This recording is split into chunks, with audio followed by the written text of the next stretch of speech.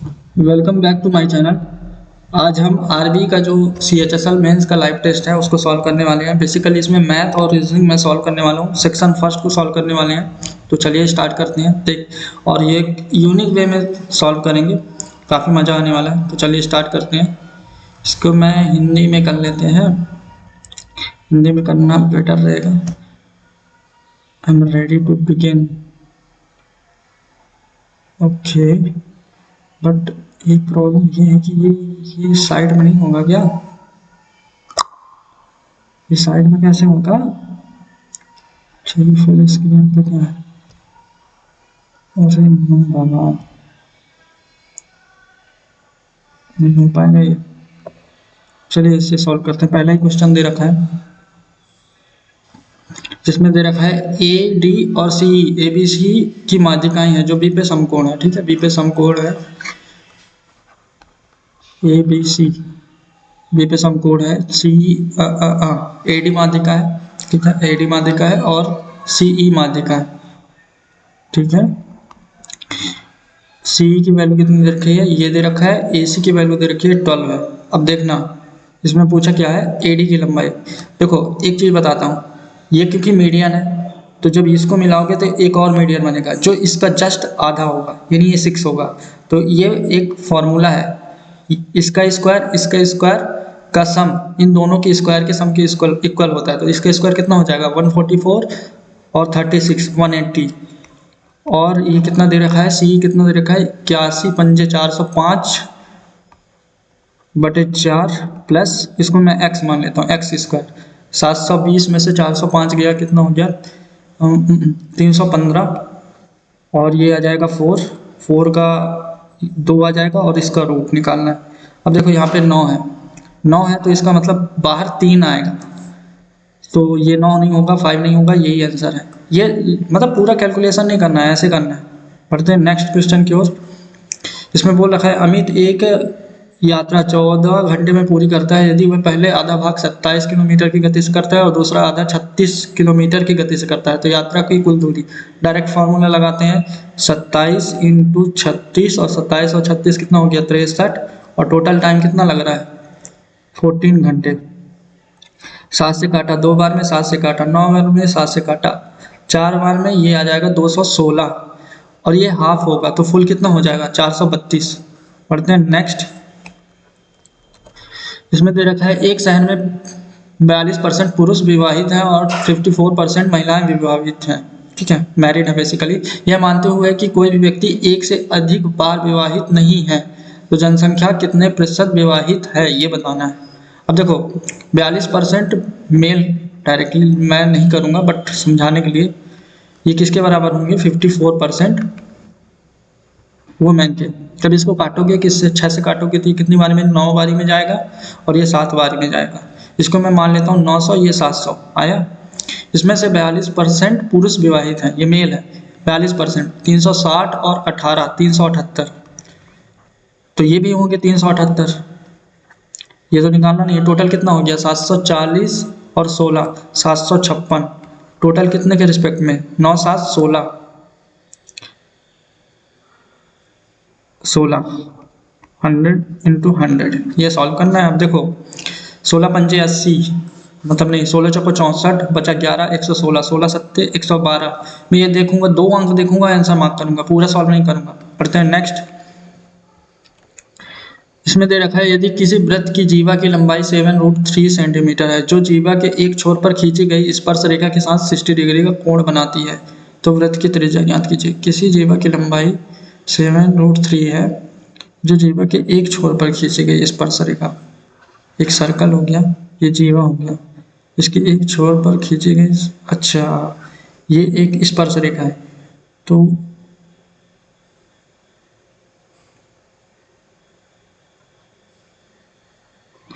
ये ऐसा हो जाएगा, ये सेंटर हो गया, मान लो सेंटर हो गया, तो यहाँ पे कितना बनाता है? 60। ओके, तो ये पूरा 90 बनेगा, तो ये 30 बनेगा। तो ये रेडियस है तो ये भी रेडियस है, तो ये भी 30 बनेगा। तो ये कितना हो जाएगा? 120। और इसकी लंबाई दे रखी 7√3, तो इसकी लंबाई कितनी आ जाएगी? 7 तो 7 हमारा आंसर हो जाएगा। बढ़ते हैं नेक्स्ट। एक पासे को 2 बार फेंका जाता है, यानी 6 का स्क्वायर 36। आने वाली संख्याओं का योग 9 है, तो संख्या 3 के कम से कम एक बार आने की प्रायिकता क्या है? तो संख्या 3 के कम से कम एक बार आने की प्रायिकता क्या है? मतलब 3 एक बार आना चाहिए, मैक्सिमम कितने समय भी आ सकते हैं, और उनका सम 9 है। अच्छा क्वेश्चन अच्छा है। देखो 9 कब बन सकता है? 4 और 5, 5 और 4 में, और दूसरा कब बन सकता है? 3 और 6 में, और 6 और 3 में।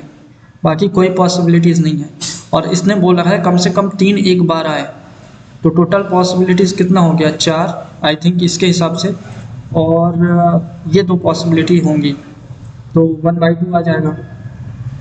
1/2 हमारा आंसर होगा। बढ़ते हैं नेक्स्ट।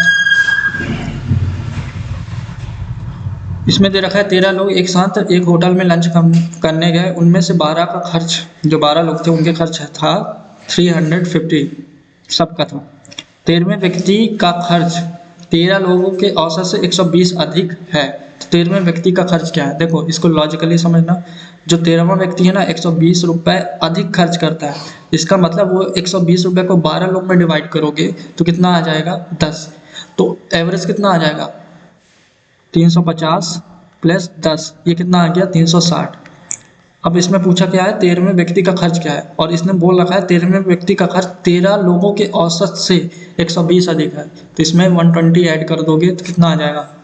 480। ये हमारा आंसर हो जाएगा। बढ़ते हैं नेक्स्ट। ये क्वेश्चन इसमें दे रखा है ए बी सी डी एक समांतर चतुर्भुज है, डी ए कहाँ पे है? डी ए को पी तक बढ़ाया गया, ठीक है। पी सी बी डी और ए बी को क्रम से आर और क्यू पे डिवाइड करता है, ठीक है। क्यू आर कितना दे रखा है हमको? ये दे रखा है 32। अरे यार यहाँ समझाना पड़ेगा इसमें। ये समांतर चतुर्भुज हो गया, ये ऐसे हो गया, और ओ शिट यार ये ऐसे हो गया, यहाँ पे मीट करता है, मतलब basically what I am doing, drawing तो आती नहीं। ये यहाँ पे मीट करता है और ये मीट करता है यहाँ पे, ठीक है। ये ए हो गया, ये क्यू हो गया, ये आर हो गया, ये बी हो गया, ये सी हो गया, ये डी हो गया, ये पी हो गया। हमें दे रखा है क्यू आर 24, ठीक है। आर सी दे रखा है 32। पी क्यू की लेंथ बतानी है,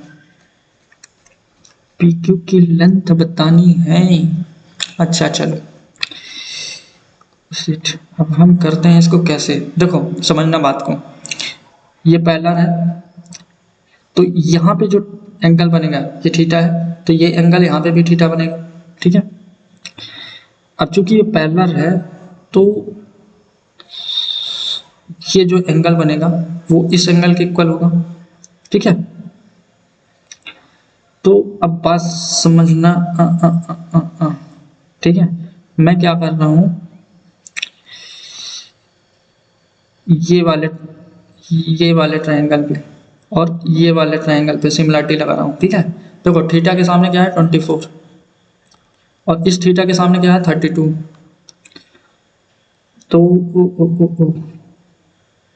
तो ठीक है, ये कटेगा कितना आ जाएगा 3/4, 3/4 आ जाएगा, ठीक है। ये 3/4 क्या होगा, सारी साइड होंगी, तो ये वाला भी साइड तो 3/4 होगा, ये 3 होगा तो ये 4 होगा, जब ये 3 है तो ये कितना हो जाएगा 1 हो जाएगा, क्योंकि टोटल 4 बनेगा। इतना तो समझ में आ गया होगा, ठीक है। अब क्या करेंगे, अब हमें ये निकालना है, ठीक है। इसको मैं मान लेता हूँ x, ठीक है। अब मेरे को एक चीज़ दिख रहा है सिमिलरिटी, एक चीज़ और लग रहा है। अगर ये वाला मैं देखूँ, एक ट्रायंगल ये वाला देखूँ और एक बड़ा वाला ट्रायंगल देखूँ, तो वो सिमिलरिटी लग रहा है, क्योंकि पैरेलल है, तो ये वाला एंगल इस वाले एंगल के बराबर होगा, ये वाला एंगल इस वाले एंगल के बराबर होगा, सिमिलरिटी फिर से लग जाएगा। हमें ये निकालना है, और इनका रेशियो कितना है, देखो साइड का रेशियो कितना है 1/4, तो इसके सामने, इस एंगल के सामने x था और इसके सामने पूरा कितना हो जाएगा 56 + x, ये कितना हो जाएगा, देखो 4x में से एक x गया, 3x = 56, तो 18 × 3 = 54 और 18 आएगा, हाँ ये आंसर हो जाएगा। बढ़ते हैं नेक्स्ट। गेहूं का एक ढेर शंकु के आकार का है जिसका आधार का व्यास दे रखा है बेसिकली 4.2 मीटर एंड ऊंचाई दे रखा है 2.8 मीटर। ढेर को कैनवास में ढकना है तो आवश्यक कैनवास का क्षेत्रफल बताना है और पाई की वैल्यू दे रखी है 22/7 उपयोग करना है। ठीक है, सिंपल सी बात है, मेरे को पाई आर एल बनाना है और वही बताना है, तो सिंपल सी बात है। देखो पाई कितना हो जाएगा 22/7, रेडियस कितना हो जाएगा 2.1 और हाइट कितनी हो जाएगी पाई आर एल। अच्छा एल निकालना पड़ेगा, ये 2.1 2.8 3 4 5 तो 7×5 3.5 ये होगा इंटू 3.5। 7 से काटा तो 0.5 बार में गया, इसका मतलब 11 का मल्टीपल, 11 का मल्टीपल ये भी है, 11 का मल्टीपल ये भी है, 11 का मल्टीपल ये है, 11 का मल्टीपल ये नहीं है। दो ऑप्शन है। अब मैं क्या कर सकता हूँ, देखो हाँ ये 11 इंटू 21 हो जाएगा, लास्ट में एक आएगा आंसर। पूरा सॉल्व नहीं करना है। बढ़ते हैं नेक्स्ट। ए अकेले किसी काम को 150 दिन में पूरा कर सकता है जबकि बी अकेले उसी काम को 75 दिन में पूरा कर सकता है। प्रत्येक 3 दिवसीय चक्र में ए और बी दोनों पहले दिन काम करते हैं और केवल ए दूसरे दिन काम करता है, केवल बी तीसरे दिन काम करता है। यह चक्र तब तक चलता रहता है जब तक काम पूरा नहीं हो जाता। दोनों को काम पूरा करने में कुल कितने दिन लगते हैं? ठीक है, ए ये 150 दिन में करता है, 75 दिन में। एलसीएम ले लिया, ये 150, इसकी एफिशिएंसी आ गई 1, इसकी आ गई 2। देखो पहले दिन दोनों काम करते हैं तो 3 काम हो जाएगा, दूसरे दिन ए करता है, तीसरे दिन बी करता है, तो टोटल कितने काम होंगे? 6 काम हो गए। कितने दिन में? 3 दिन में। और 25 छिक्का 150, 25 3 75, 75 आ जाएगा मेरा आंसर। बढ़ते हैं नेक्स्ट। इसमें दे रखा है एक नाव धारा के अनुकूल गति धारा के प्रतिकूल गति से 120% अधिक है। अच्छा, इसका मतलब ये हो जाएगा 5 से 11, ये 11 हो जाएगा तो ये 5 हो जाएगा। ठीक है, यदि नाव द्वारा धारा के अनुकूल, अच्छा ठीक है 88, और इसको मैं x ही मान लेता हूँ ना, बेस्ट रहेगा। तो ये कितना हो जाएगा 11x, और धारा के प्रतिकूल 50 किलोमीटर जाने में लिया गया टोटल समय दे रखा है 7.2 घंटे। तो धारा के अनुकूल नाव की गति क्या है ये बतानी। ठीक है, टोटल है ना, हाँ ये 50 हो गया और ये टोटल टाइम लग रहा है 7.2। अब देखो ये 10 बारी में जाएगा, ये कितनी बारी में जाएगा? 8 बारी में जाएगा, ये 18 चक्को, तो x इक्वल टू कितना आ जाएगा? 2.5 आ जाएगा। जब x इक्वल टू 2.5 आ गया तो हमें बताना है धारा के अनुकूल की स्पीड कितनी थी? 11 इंटू 2.5, यही तो निकालना है। 11 का मल्टीपल, हाँ ये भी है, ये भी, लेकिन लास्ट में 5 आएगा भाई, और 25 और 11 275 होता है। बढ़ते हैं नेक्स्ट।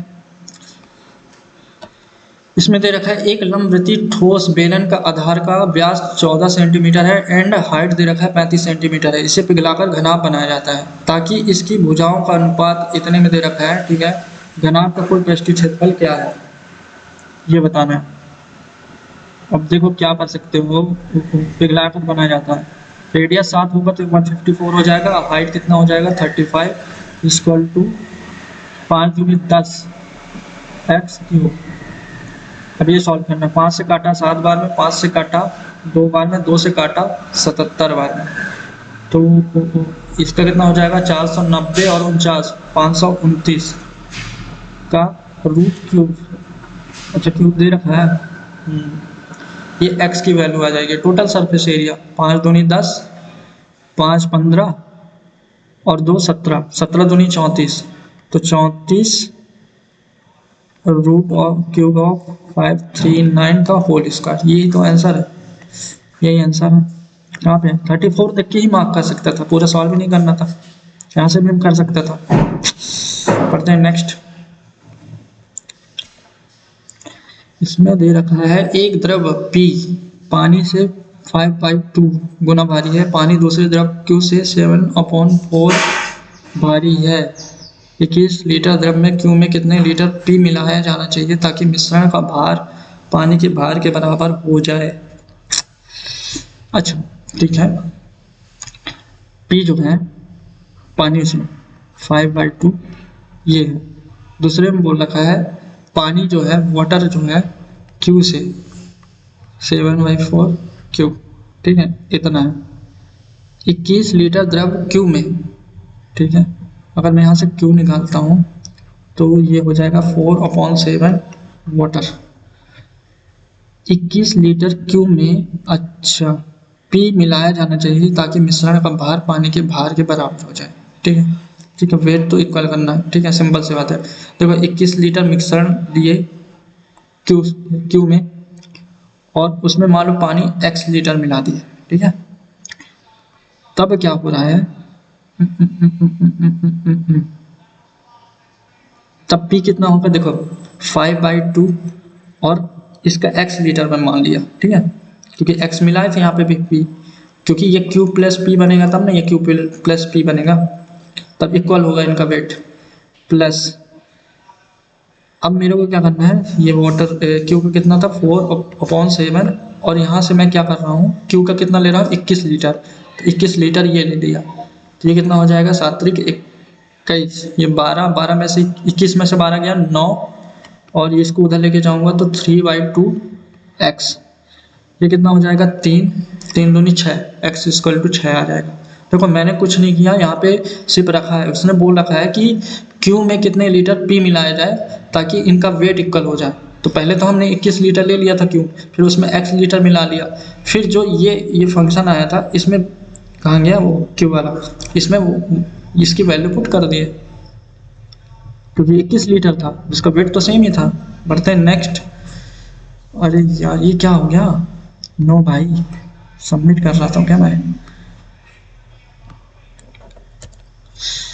एक घन की भुजा की लंबाई 14 सेंटीमीटर है, घन के आयतन का तिगुना बताओ। और ये बहुत ही इजीएस्ट क्वेश्चन। अब इसमें क्या कर सकते हो, कुछ नहीं, देखो 27 से 44 होता है, 14 का क्यूब, इसका 3 गुना। अब मैं देखो यहाँ पे देख रहा हूँ नंबर बहुत दूर है, 27×81 होता है, तो यही आंसर है। टाइम वेस्ट नहीं करना है ऐसे क्वेश्चन पे। अच्छा ये दे रखा है, अब देखो इसको मैं ना 1/sin में चेंज करूँगा, ये साइन, तो ये बनेगा 1 + cos 2θ, और नीचे बनेगा sin 2θ। अब मैं क्या कर सकता हूँ, अब देखो ये बेसिकली फॉर्मूला बन रहा है 2 cos² θ, और इसको भी चेंज करूँगा तो 2 sin θ cos θ, 2 से 2 गया, cos से cos गया, ये बचा क्या cot। तो cot को मैं cot है ना, हाँ cot को उधर ले जाऊँगा तो 10 बन जाएगा। तो 10 θ की वैल्यू क्या आ रही है 8 - 3√3। अब देखो ये एक चीज़ देखना, ये सिमिलर है कि नहीं, इतना 64 और 7 है भाई, 7 है, तो ये कितना हो गया 64, और ये हो गया 9 × 7 = 63, हाँ सेम बन रहा है। तो cot θ की वैल्यू कितनी हो जाएगी 8 + 3√3, और इनको ऐड करोगे तो क्या बन जाएगा, ये बन जाएगा 16, और ये किसकी वैल्यू आएगी 1/sin cos, पूछा क्या है sin cos का, तो ये 1/16 आ जाएगा। ये डायरेक्ट देखो, इसमें एक चीज़ बता देता हूँ मैं, अरे मतलब है ये क्या हो गया, देखो एक चीज़ याद रखना हमेशा, tan θ + cot θ, हमेशा ये माइंड में फिगर होना चाहिए, 1/sin cos होता है, ये sec cosec होता है, 1/sin 2θ होता है, और cosec 2θ होता है। डायरेक्ट याद रखना, ये डायरेक्ट फिगर बनना चाहिए, पूछता ही है, और इतने सारे क्वेश्चन पूछ रखे इसमें से, अब मैं क्या ही बोले। बढ़ते हैं नेक्स्ट। वी आर गेटिंग लो। प्रति लीटर संपीड़ित प्राकृतिक गैस सीएनजी की कीमत में 53% वृद्धि हुई, मनीष को सीएनजी की खपत में कितने % कमी करना चाहिए, देखो ताकि उसका खर्च ना बढ़े। सिंपल सी बात है, 100 से कितना हो गया 153, अब इसको यही कम करना है 53 अपॉन ये सॉल्व करना × 100। अब देखो क्या कर सकता हूँ मैं, 15 × 45, तो 3 बारी में तो जाएगा, और 30 टाइम्स में दो ऑप्शन है, और 30 टाइम्स में नहीं जाएगा, इससे मैक्सिमम जाएगा, ठीक है, तो मैक्सिमम में जाएगा, मैं क्यों सॉल्व करूँ पूरा। बढ़ते हैं नेक्स्ट। इसमें दे रखा है sin² 5 + sin² 10 = ये लेके गया sin² 90। अच्छा प्यारा बताना पड़ेगा, 5 10 15 ऐसे बनना है। देखो sin 90 का तो प्यार नहीं बनेगा, एक चीज़ याद रखना, sin² A + cos² B = 1 होता है, ठीक है, या फिर ना, ये साइन ही लिखो इसको, साइन स्क्वायर बी। और ये कब बनता है, ए प्लस बी 90 हो, ठीक है। तो जब ये 90 हो तो ये देखो 5 वाला 85 के साथ बनेगा, 90 का अलग हो गया, साइन 90 का मान कितना हो जाएगा 1।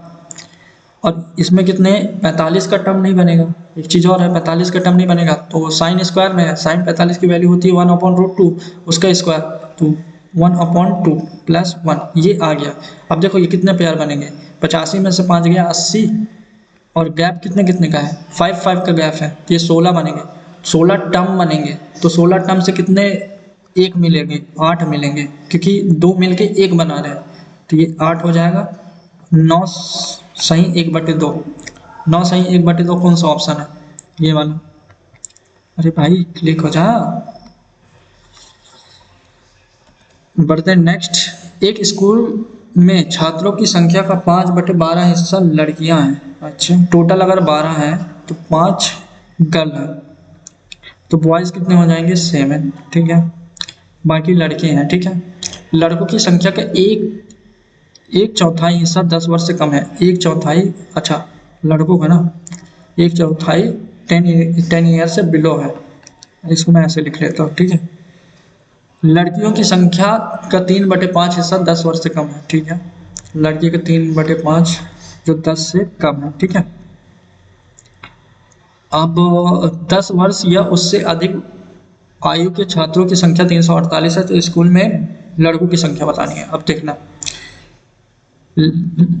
3/5 10 ईयर से नीचे है, तो 2/5 गर्ल में होंगे, तो 5 का 2/5 10 से ऊपर वाले में होंगे। उसी प्रकार बॉयज़ का कितना हो जाएगा, देखो 1/4 10 से नीचे है, तो इसका कितना हो जाएगा 3/4, और ये टोटल मिल के दे रखा है 348। अब ये सॉल्व करते हैं, यहाँ से 2 आ गया, ये कितना हो गया 21, और ये 8 और 21 29/4 348। देखो एक बारी में तो जाएगा, और फिर कितना हो गया 5, यानी 2 बार में, 12 चौको 48, एक यूनिट की वैल्यू 48, हमें निकालना है 7 यूनिट की वैल्यू, 8 7 56, लास्ट में 6, ये देखूंगा मार्क करूंगा, पूरा सॉल्व नहीं करना भाई।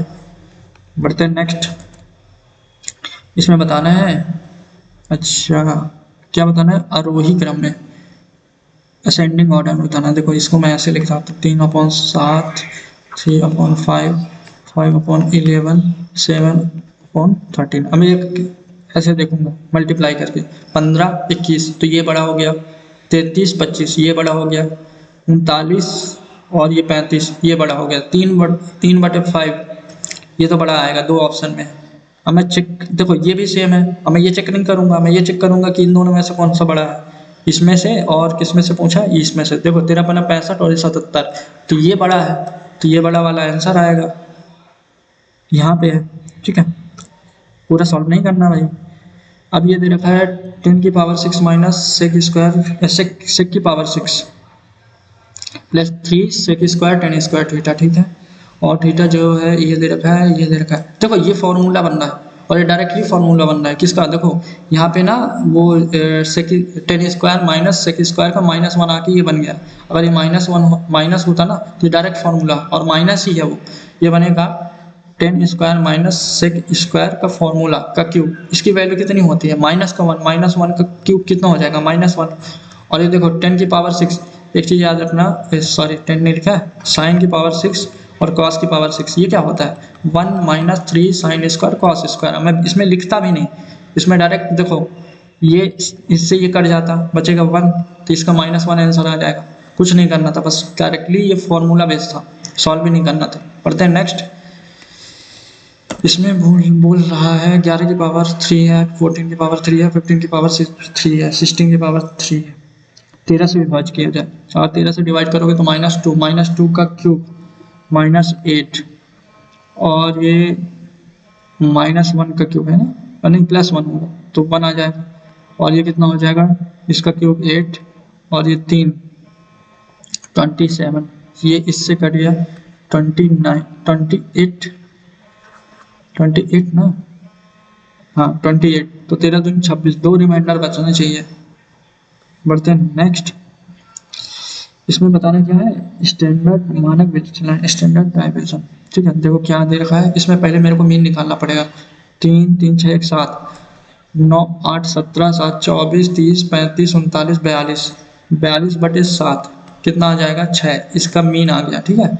अब मेरे को यहाँ से देख चेक करना है कि कितना है। इससे डायरेक्ट देखो, मैं सबसे पहले क्या निकालूंगा पता है, वेरिएंस। वेरिएंस का रूट कर दूंगा तो स्टैंडर्ड डेविएशन आ जाएगा। तो देखो अब मैं इससे देखता हूँ कि कितना कम है, -3 कम है, क्योंकि इसको प्लस में ही लेते हैं और उसका स्क्वायर करते हैं। तो ये कितना हो जाएगा, 3 का स्क्वायर 9, फिर 2 का स्क्वायर 4, फिर 1, फिर ये तो 0 हो जाएगा, फिर 1, फिर 2 का स्क्वायर 4, फिर 3 का स्क्वायर 9, 9 4 13 14 यानी 28, और टोटल नंबर कितने हैं 7। इसको डिवाइड करोगे कितना आ जाएगा 4। ये क्या है, वेरिएंस आया। वेरिएंस का रूट करोगे तो स्टैंडर्ड डेविएशन आ जाएगा हमारा 2। बढ़ते हैं नेक्स्ट। ये क्या दे रखा है, अच्छा के की वैल्यू इसमें पुट करनी है। क्या कर सकता हूँ, देखो एक चीज़ तो मेरे को समझ में आ रही है। अगर मैं इसको मल्टीप्लाई करता हूँ ना तो √15 बनेगा। ये तो हो ही नहीं सकते दो ऑप्शन, बचे 2 ऑप्शन में आंसर। अब मुझे क्या करना पड़ेगा, देखो एक बनाना है क्योंकि यहाँ पे एक है, एक -2√15 है। एक कब बनेगा, देखो जब मैं माइनस वाला नहीं ले सकता, ये वाला ले सकता हूँ, क्योंकि ये वाला लूंगा तो देखो क्या बनेगा, 5 और 3 8 बनेगा। 8 में से 7 गया, एक आएगा, और ये कितना हो जाएगा, ये आ जाएगा 1 + 2√15 इंटू 1 - 2√15। अब देखो इसको सॉल्व करते हैं। इसका तो 1 हो गया, इसका कितना हो गया 60, माइनस का 59 आ रहा है, तो सही है। पूरा सॉल्व नहीं करना है, ऐसे ही करना। तो पढ़ते हैं नेक्स्ट। एक नमूना डेटा का माध्य दे रखा है, माध्यिका दे रखा है, तो बहुलक मॉड बराबर क्या होता है, 3 मीडियन -2 मीन, यही है फॉर्मूला लगाना है। तो मीडियन कितना 153 हो जाएगा, और ये 126, 27 लास्ट में 7 और 27 आएगा। बढ़ते हैं नेक्स्ट। इसमें दे रखा है ये अच्छा, ये 12 4 कहाँ से निकला है, अच्छा ये 64 का 4 निकला है, ठीक है। अब देखो ये तब पॉसिबल है जब ये सब 0 हो जाए, तो इसके लिए क्या होगा, इनको ऐड करना है। तो ये 6 7 और ये 4 जाएगा अंदर तो 8, 15x हो जाएगा। और ये -3 और +4, +1 और 4 3 12, +13 =0। ये सॉल्व करना है। तो x की वैल्यू आ जाएगी, माइनस में आएगी पहली बात, और 13/15, ऑप्शन नंबर ए। बढ़ते हैं नेक्स्ट।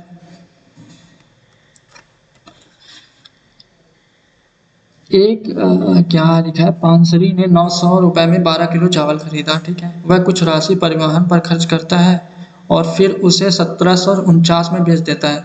यदि पानसरी द्वारा अर्जित लाभ का प्रतिशत ये दे रखा है, तो वह परिवहन पर कितना खर्च किया। बेसिकली हमें सेलिंग प्राइस दे रखा है, ये प्रॉफिट है। अब मैं देखो सबसे पहले इसको कैलकुलेट करना इंपॉर्टेंट है। इसका 2 गुना कितना होता है 65, 65% को इन द फ्रैक्शन में क्या लिख सकते हो, 13/20। उसका भी याद है तो 13/40, तो 40 से कितना हो जाएगा 53, ठीक है। ये डायरेक्ट आना चाहिए, पूरा लिखना नहीं है। 53 की वैल्यू दे रखी है हमें कितना, 1749। अभी लगभग लगभग देखो 3 गुना में जाएगा, और लास्ट में यहाँ पे 9 है तो लास्ट में कितना आएगा 3 आएगा, तो 33, तो इंटू 40, ये हमारा आ जाएगा सीपी, कितना हो गया 1320। और पहले कितना कर रहा था, 900 में खरीदा था, प्रॉफिट कितना है 420 का। बढ़ते हैं नेक्स्ट।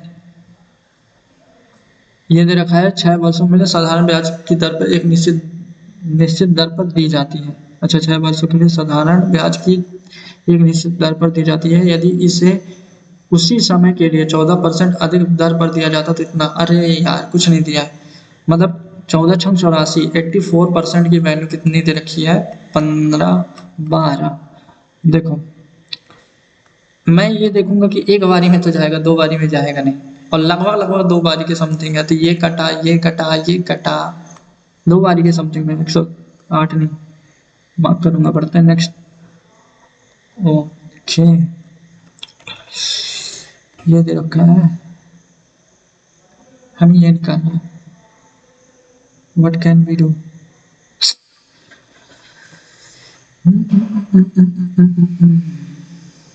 क्या कर सकता हूँ मैं इसमें?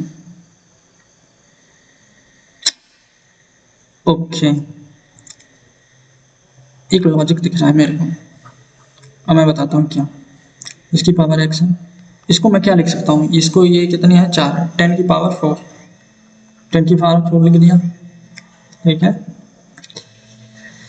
इसको भी मैं क्या लिख सकता हूँ, 0.053 y, इसको भी लिख सकता हूँ 10 की पावर 4।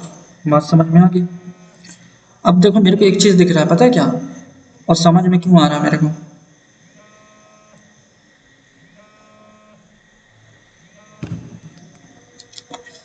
एक काम करते हैं,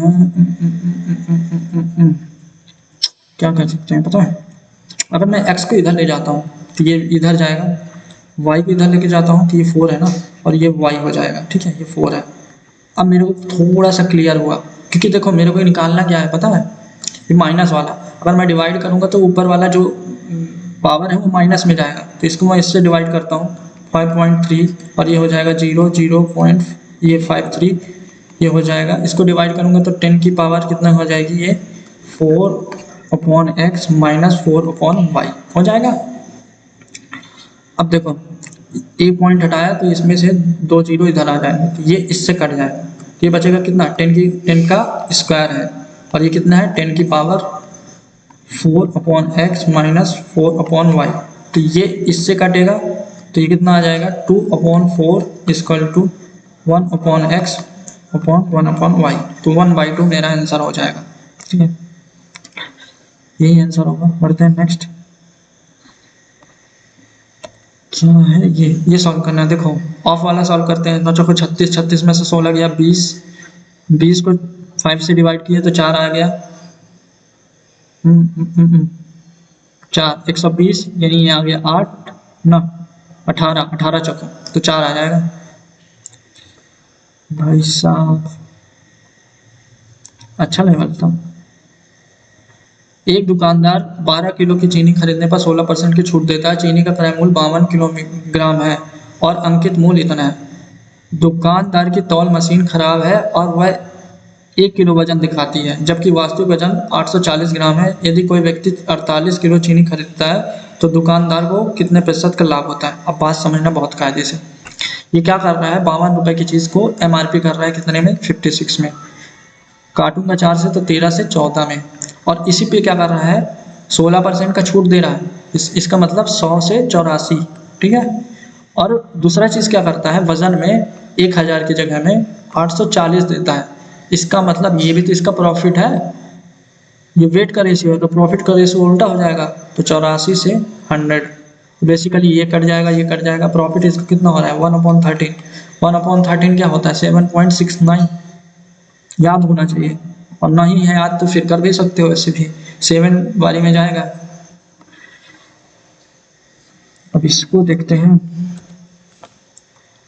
2 वर्ष 8 महीने और 2 वर्ष के लिए चक्रवृद्धि ब्याज और साधारण ब्याज के अंतर का रेशियो दे रखे, सेम रेशियो टू। ब्याज की दर ज्ञात कीजिए। व्हाट कैन वी डू, सबसे कंजट वाला काम है भाई।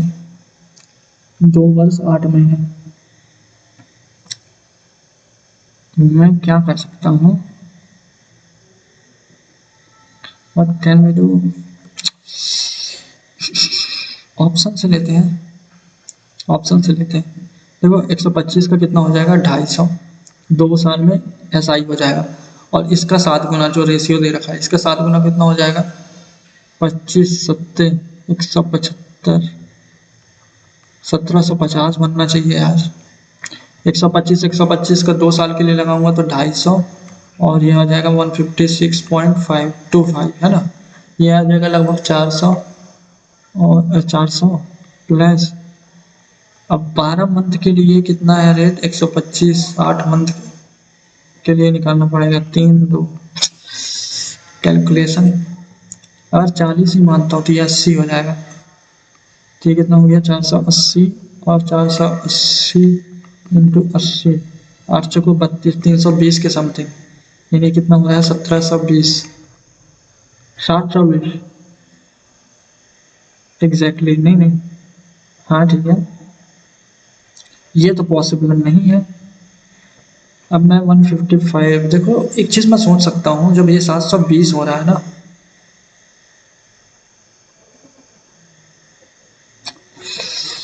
क्या कर सकते हैं भाई।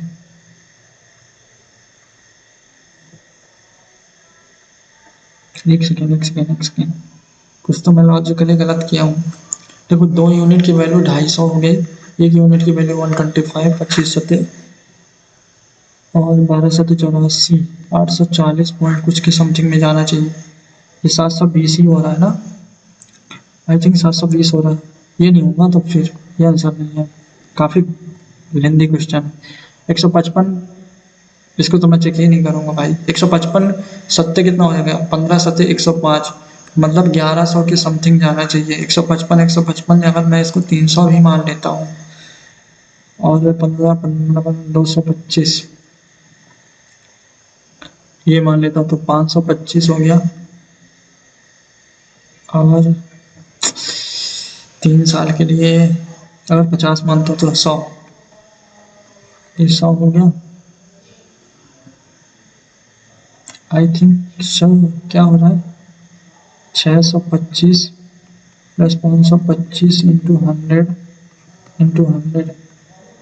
ये 1100 से ज़्यादा ही हो रहा है। What the hell is this? अपन ने क्या किया था, और कम ही तो लिया था। 17 निम्मा, 175 वाले को चेक करते हैं। 17 निम्मा कितना हो जाएगा,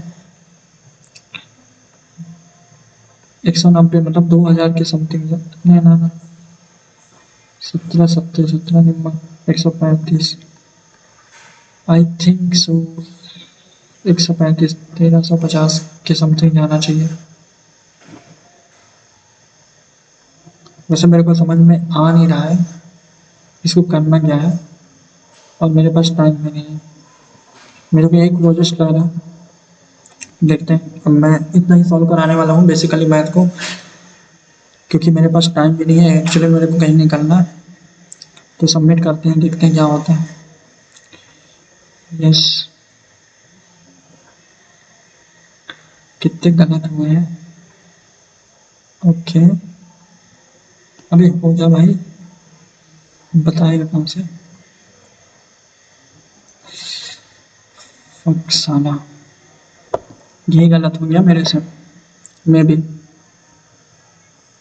36 मिनट लिया। तो थैंक यू सो मच।